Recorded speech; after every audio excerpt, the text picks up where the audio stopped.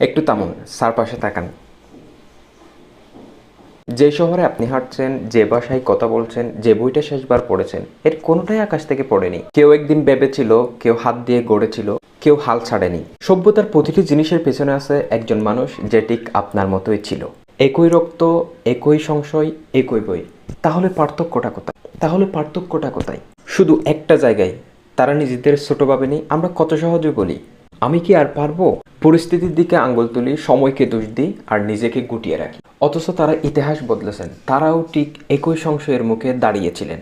আসল কথাটা হলো, আপনার ভিতরে যে সম্ভাবনাটা আছে সেটা এখনো ঘুমিয়ে। কেউ সেটা জাগিয়ে দিবে না, আপনাকেই করতে হবে। আজকে আপনার একটা ছোট্ট ইতিবাচক পদক্ষেপ, একটা সিদ্ধান্ত, একটা শুরু, সেটাও এই সভ্যতার অংশ হয়ে যায়।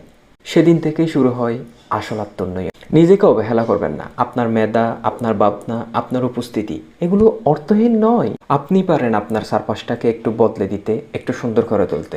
শুধু বিশ্বাসটা করতে হবে নিজেকে। See you in the next one.